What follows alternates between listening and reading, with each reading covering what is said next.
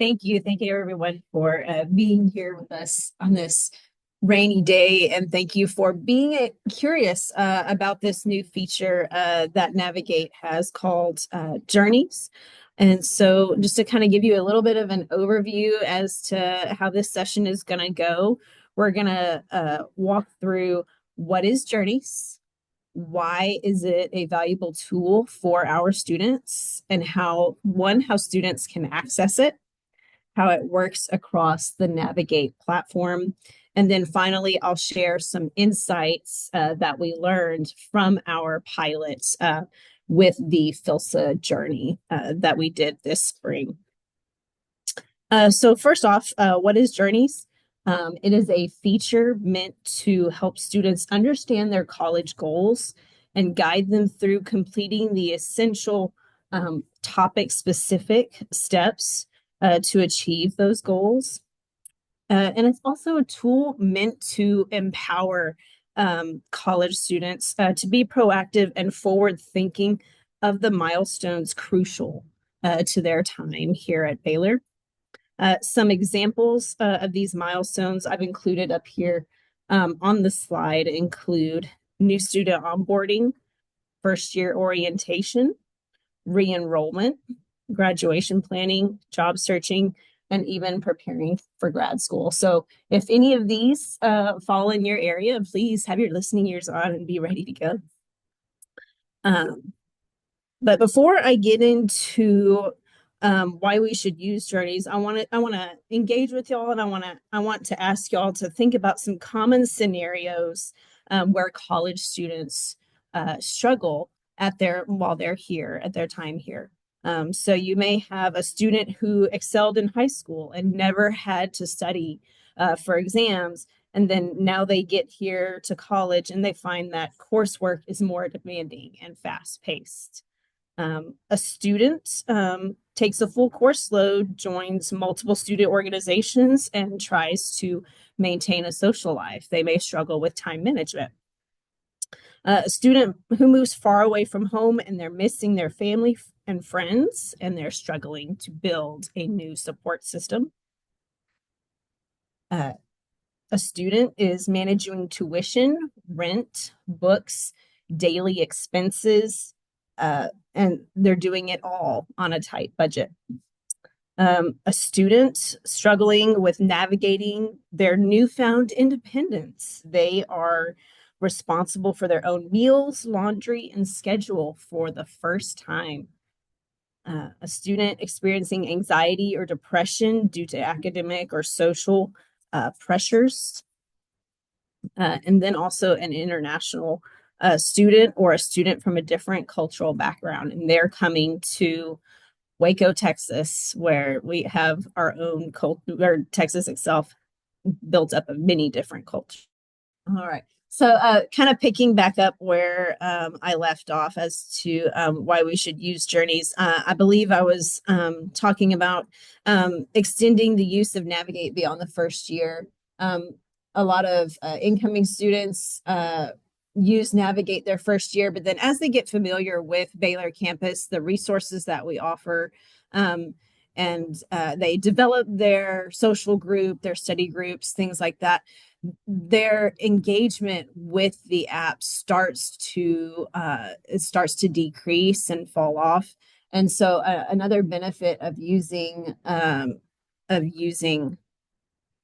Journeys is that we'll engage with it encourages Navigate usage beyond in the sophomore, junior, and senior years. Another reason to use Journeys is it streamlines communication between the students and staff within the platform.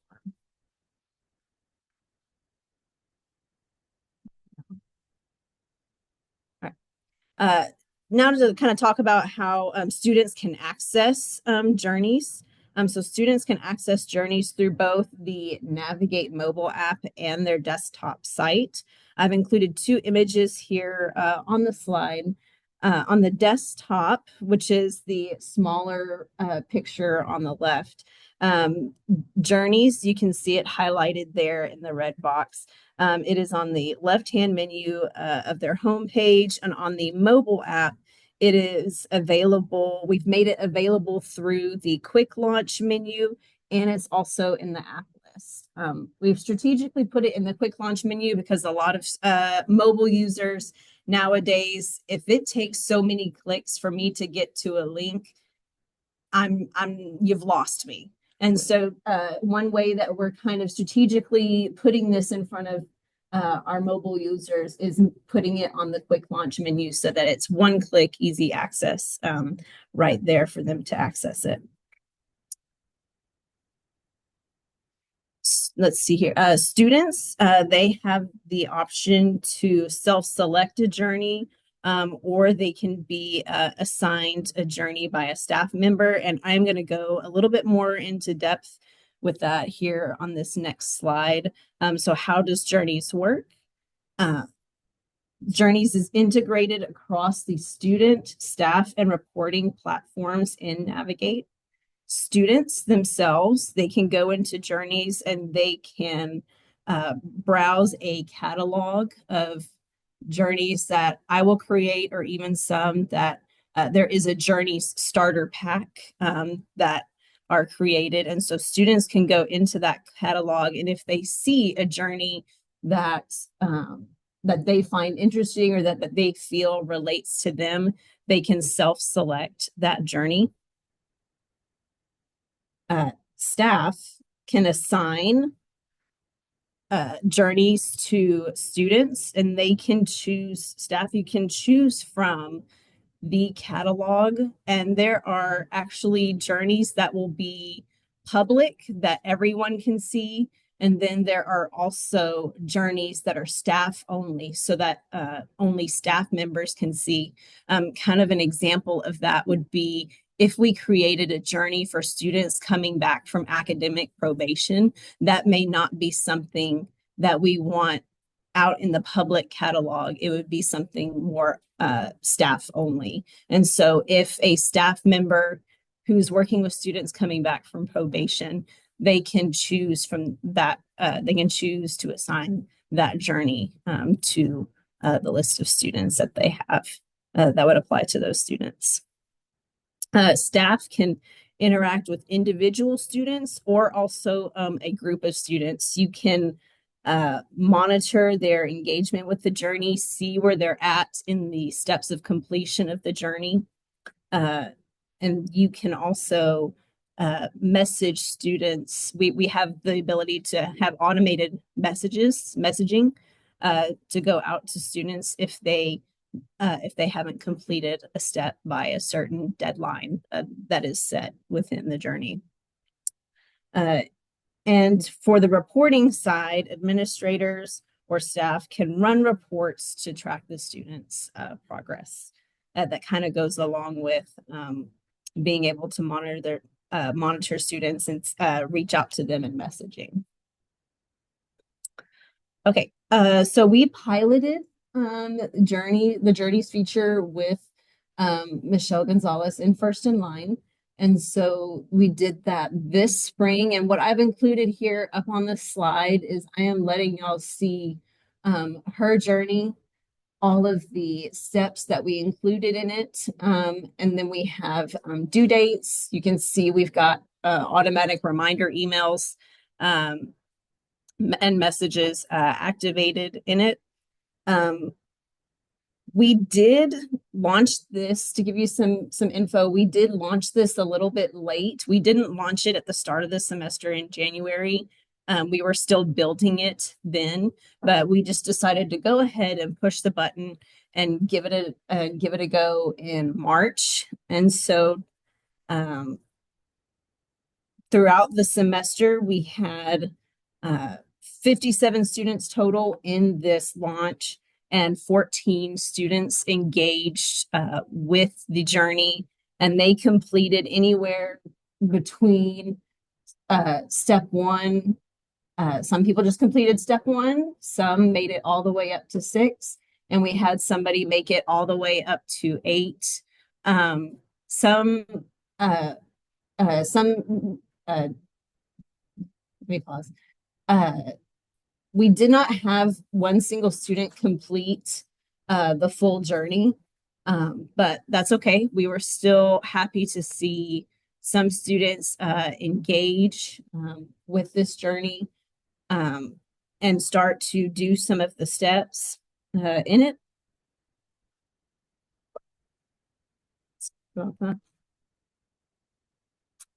And then I recently had a meeting with Michelle to get her feedback as to, how she felt it went, because we did start this, since we did start this a little late, she kind of kept going with how she would normally conduct the semester with her students, and then we kind of had this running in the background.